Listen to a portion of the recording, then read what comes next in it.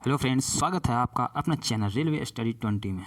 तो कल मैंने जैसा कि पढ़ाया था पूरा मगध का साम्राज्य, राजवंश, राजधानी, संस्थापक तथा उनसे जुड़े हुए पॉइंट जो रेलवे पूछ लिया करती है स्पेशली। आज हम उसके आगे दिल्ली का सल्तनत काल के बारे में आपको बताएंगे। जो प्रमुख राजवंश थे उनसे क्वेश्चन आ जाया करते हैं आए दिन एग्ज़ाम में। तो दोस्तों ध्यान से कॉपी पेन लेके बैठिए मेरे साथ और एंजॉय करते हुए पढ़िए।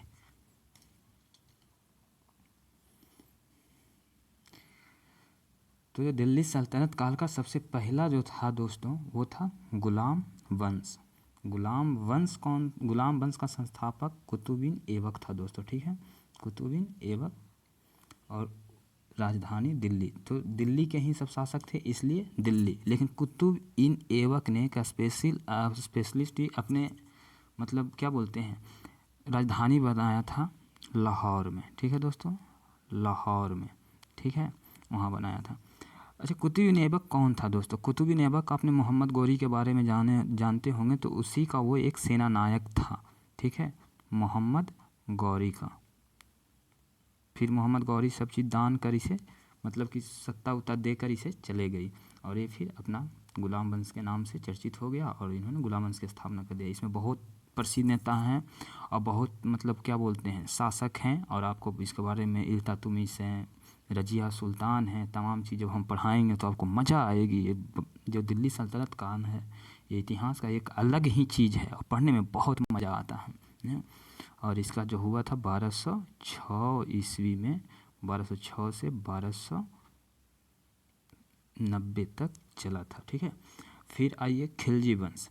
इससे एक और है कि नालंदा विश्वविद्यालय का ध्वस्त करने वाला इसी का एक शासक था, सेना नायक था, उसका नाम था बख्तियार खिलजी, ठीक है। आप नाम से कंफ्यूज ना होना कभी कि ये नाम खिलजी वंश का है, ठीक है। तो बख्तियार खिलजी नालंदा विश्वविद्यालय को ध्वस्त करने वाला इसी का सेना नायक था। किसका था? कुतुबुद्दीन ऐबक का था, ठीक है, खास करके। तो इस चीज़ पे पॉइंट पे आप ध्यान देंगे, ये सब क्वेश्चन बहुत ही आते रहते हैं, इसलिए मैं बताना इसे उचित समझा, ठीक है। अब आइए नेक्स्ट, खिलजी वंश। खिलजी वंश का शासनकाल कब से कब तक चला दोस्तों? खिलजी वंश का शासनकाल 1290 से 1320 तक चला खिलजी वंश का, ठीक है। और उसका जो संस्थापक था खिलजी वंश का जलालुद्दीन था, ठीक है। इसमें बहुत सारे मतलब कि क्या बोलते हैं शासक हुए थे,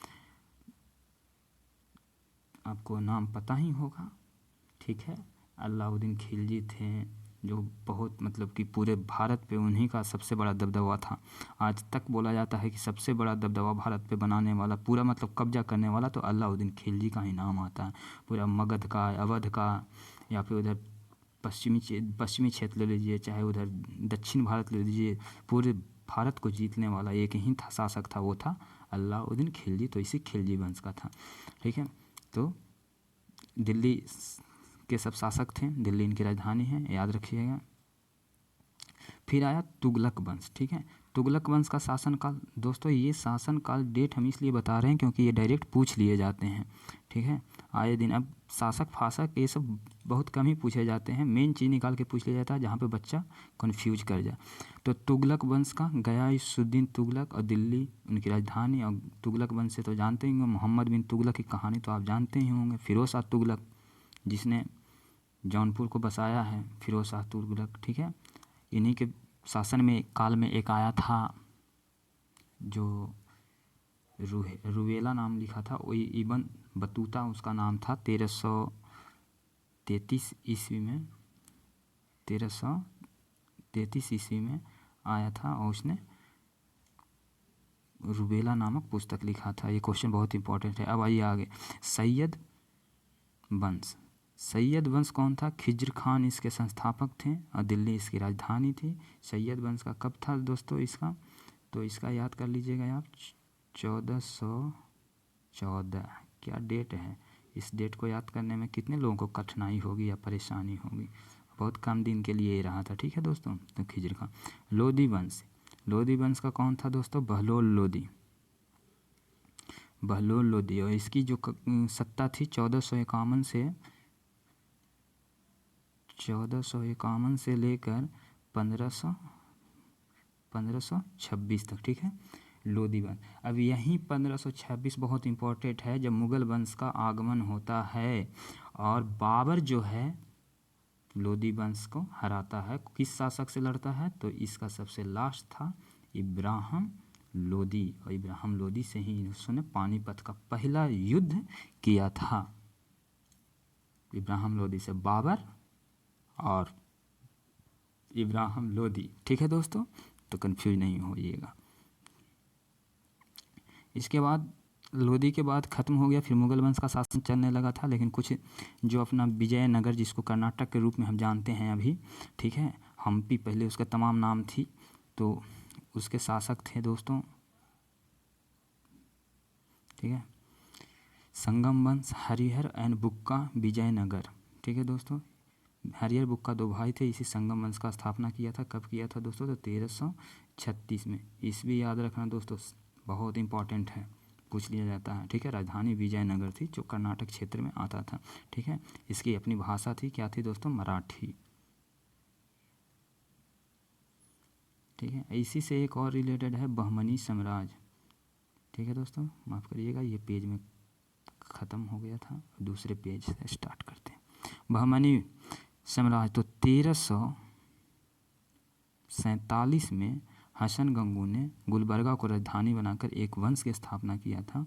1347 में हसन गंगू, ठीक है, उसका पूरा नाम था कुछ मुस्लिम करके ही था। आइए नेक्स्ट क्वेश्चन पे, यही पूछेगा, हसन गंगू पूरा नाम के चक्कर में ना पड़े। ये दोस्तों आदिल शाही वंश गलत लिखा गया है, ये कोई है नहीं, तो मैं इसे सही कर देता हूँ। आदिल शाही वंश, ठीक है, आदिल शाही वंश, इसी अपने नाम पे ही ये वंश का स्थापना किया था। बीजापुर, जो कि हैदराबाद के ये फेमस है, आज भी चलता है। आप लोग ओवैसी को सुनते होंगे, तो एक वो निजाम शाही और आदिल शाही दोनों हैदराबाद का ही ये राजवंश है, जो अभी तक चलते हैं, मुसलमानों शासक का, ठीक है। मुगल वंश के बारे में आप जानते ही हैं। 1526 ईस्वी में बाबर ने आकर आक्रमण किया था दिल्ली पर, इब्राहिम लोदी को हराकर उन्होंने सत्ता को स्थापित किया था दोस्तों, ठीक है, मुगल वंश का बाबर, ठीक है। अब आगे आइए, निजाम शाही, जिसके बारे में हम अभी बता रहे थे, तो मलिक अहमद इसके संस्थापक थे, और अहमद नगर, ठीक है, यहीं हैदराबाद में पड़ता है, तो उसी वहीं का वो राजवंश था, ठीक है दोस्तों। आगे आइए आप, एक लास्ट और बहुत ही इम्पोर्टेंट एग्ज़ाम के नज़रिए से, भोसले वंश। भोसले वंश, जैसे कि मराठा जो था शिवाजी रायगढ़ इनकी राजधानी थी, और शिवाजी इस वंश को स्थापना किए थे। और शिवाजी किस वंश के थे? तो भोसले को, ठीक है। इनके पिता का नाम था शाहजी भोसले, उन्हीं के नाम पे पड़ा था, ठीक है, शाहजी भोसले इनके पिता का नाम था, ठीक है दोस्तों। तो भोसले वंश यहीं से आता है। मराठा वंश, जब मराठा हम पढ़ाएंगे तो उसमें बहुत ही विस्तार, मराठों का जो भी जीवनी है या लड़ाई है या संधि है, तमाम चीज़ हैं, ठीक है। तो ये चीज़ पढ़ने को आपको मिलेगा, हम टॉपिक वाइज टॉपिक लेकर आएंगे, सब छोटे छोटे टॉपिक में, मात्र 10 से 12 मिनट का हमारा वीडियो रहेगा, और आपको एकदम रामबाण की तरह काम करेगा। बस आप पढ़ते जाओ और देखते जाओ, हम इतना ही पढ़ाते हैं जितना आप याद कर सकें। तो धन्यवाद दोस्तों, वीडियो अच्छा लगा हो तो लाइक करिए, सब्सक्राइब करिए, बेल बटन दबाना ना भूलें, ताकि वीडियो का हर नोटिफिकेशन आपके पास पहुंचेगा दोस्तों। कोरोना का समय है, घर में एकदम पढ़े रहें और पढ़ते रहिए जोरदार तरीके से। धन्यवाद दोस्तों।